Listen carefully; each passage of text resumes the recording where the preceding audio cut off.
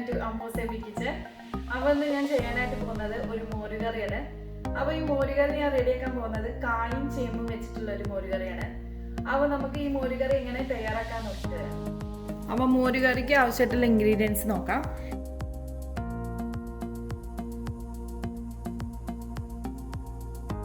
ഞാൻ കായ എടുത്തിട്ടുണ്ട്. ഒരു 2 കായ ഒരു മീഡിയം സൈസായിട്ട് കട്ട് ചെയ്തെടുത്തിട്ടുണ്ട്. പിന്നെ അതുപോലെ തന്നെ നമുക്ക് ചേമ്പ് വേണം. ഒരു 4 ചേമ്പാണ് ഞാൻ എടുത്തിട്ടുണ്ട്. അത് ഞാൻ അതേപോലെ ഒരു മീഡിയം സൈസിൽ കട്ട് ചെയ്തെടുത്ത് വെച്ചിട്ടുണ്ട്. പിന്നെ വേണ്ടത് നമുക്ക് പൊടികളാണ്. മഞ്ഞൾപ്പൊടിയും വേണം. ഈ പൊടികളൊക്കെ ഞാൻ ഇടുമ്പം അളവ് ഞാൻ പറയാം.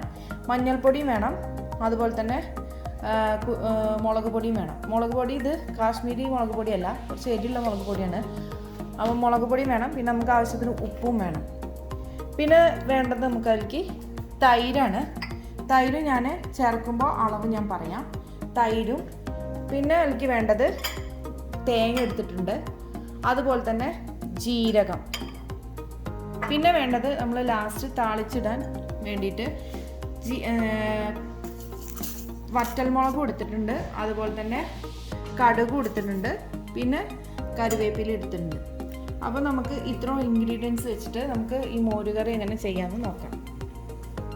അപ്പോൾ ഞാനൊരു പാന് അടുപ്പത്ത് വെച്ചിട്ടുണ്ട്. പാൻ കത്തിച്ചിട്ട് നമുക്ക് ആദ്യം ഈ കായ ഇട്ട് കൊടുക്കാം. കായ്, അതുപോലെ തന്നെ ഈ ചേമ്പും ഇടാം.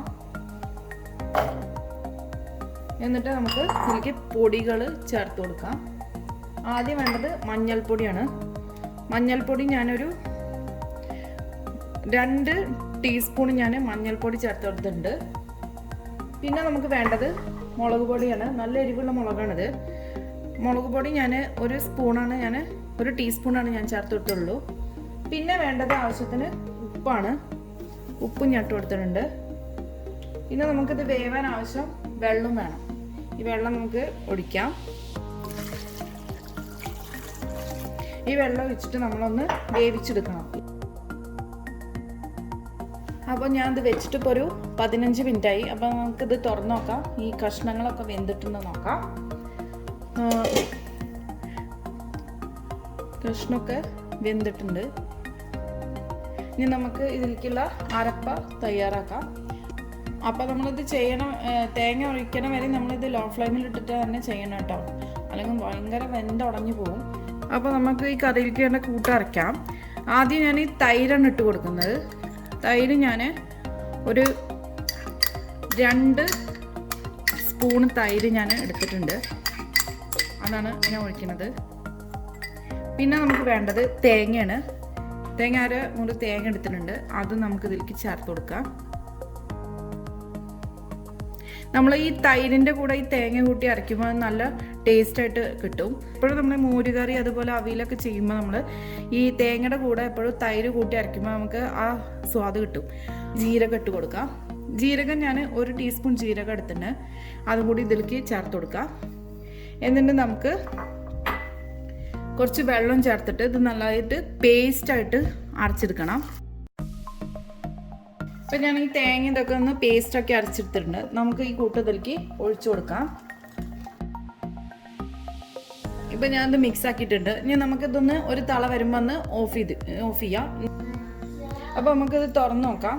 അപ്പോൾ ഈ മോരുകറി ഒരു തള വന്നിട്ടുണ്ട്. ഞാൻ ഇത് ഓഫ് ചെയ്യാണ്.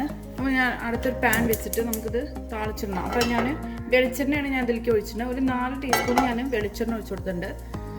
ഈ വെളിച്ചെണ്ണ നമുക്ക് ചൂടാകുമ്പോൾ ഇതിലേക്ക് കടുകും വറ്റൽമുളകും കറിവേപ്പിലയും കൂടി ഇട്ടിട്ട് പൊട്ടിച്ചെടുത്തിട്ട് ഒഴിക്കുകയാണ് വേണ്ടത്.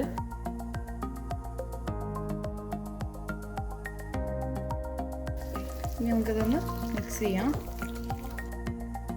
ഇത്രേ ഉള്ളൂ.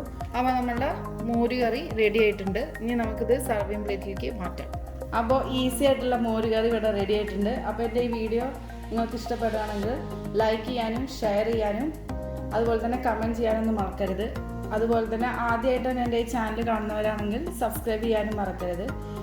അപ്പോൾ അടുത്ത നല്ലൊരു വീഡിയോ ആയിട്ട് വരുന്നവരേക്കും bye. Thank you for watching Ammu's Amy kitchen.